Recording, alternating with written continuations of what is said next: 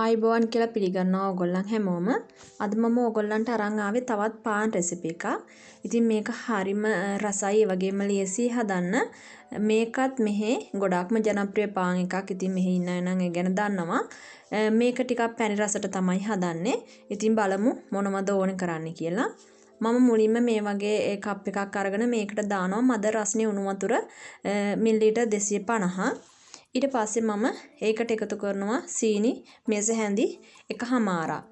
ඊට පස්සේ එකතු කරනවා ඊට්ස් මේස හැඳි එකක්. මේ ටික එකතු කරලා මම මේකටම තව එකතු කරනවා තෙල් මේස හැඳි දෙකක් විතර. එකතු කරලා මේ ටික හොඳට කලවම් කරගන්නවා. මම එකතු කරේ ඔලිව් තෙල්. ඉතින් මේ විදිහට හොඳට කලවම් කරගන්න ඕනේ මේ මිශ්‍රණය.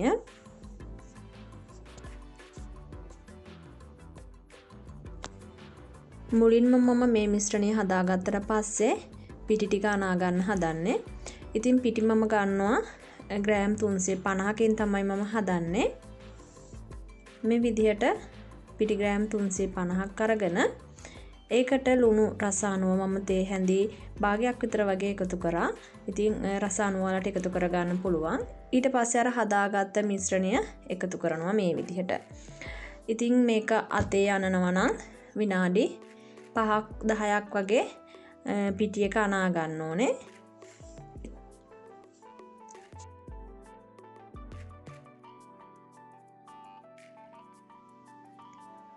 මේ තියෙන මම අනාගත්ත පිටි එක මෙන්න මේ වගේ වෙනකන් හොඳට අනා ගන්න ඕනේ. ඊට පස්සේ අර ඉතුරු කරගත්ත තෙල් ටික මෙහෙම ටික ටික එකතු කරලා මේ සැඳි දෙකක් විතර ඉතුරු වෙලා තියෙනවා. ඒ ටික මේ වගේ ටික ටික එකතු කරලා පිටි එක ටිකක් කලවම් කරගන්න උඩේ වටේ පිටි එක වටේ තෙල් ගාලා. ඊට පස්සේ මම මේක පිපෙන්න තියනවා පැයක්. මේ විදිහට වහලා පැයක් මම පිපෙන්න තියනවා. ඊට පස්සේ මේ තියෙන්නේ පැයකට පස්සේ.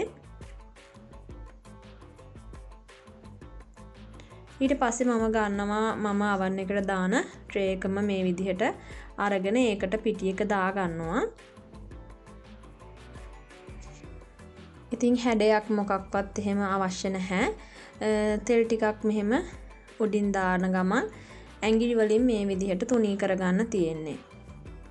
ඉතින් මේක ඕගොල්ලන්ට පුළුවන් ටිකක් ඝන උසට හදා ගන්න අවශ්‍ය නම් මම ගොඩාක් තුනීවට හදාගන්නේ අවශ්‍ය නම් ගොඩාක් තුනී කරන්න නැතුව උසට හදා ගන්න පුළුවන්.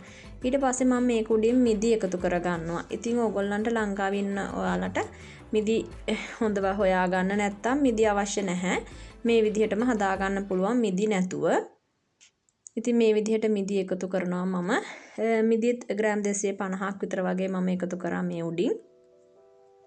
මේක බබාලා ගොඩාක් ආස කරන පාන් එකක් උදේට ඒගොල්ලන්ට කාලේ යන්න එහෙම ගොඩක්ම හොඳයි.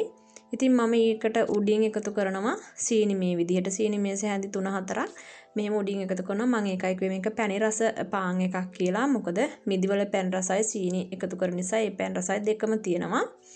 ඊට පස්සේ එහෙම එකතු කරලා තව පැය භාගයක් විතර මේ විදිහට තියලා තියෙනවා.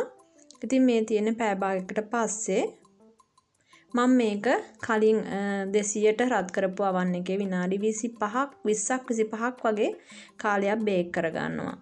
ඉතින් මේ තියෙන්නේ අපේ පාන් එක සීනි උඩින් ඉස්ස නිසා ඒක ටිකක් දුමුරු පාට වෙලා ලස්සන පාටක් ඇවිත් තියෙනවා මිදිවල පාටත් එක්කම. මේ පාන් එක හදලා දවස් 3-4ක් තියන්න පුළුවන්. ඒ වගේම ගන්නකොට පොඩක් රත් කරලා ගන්න ඕනේ.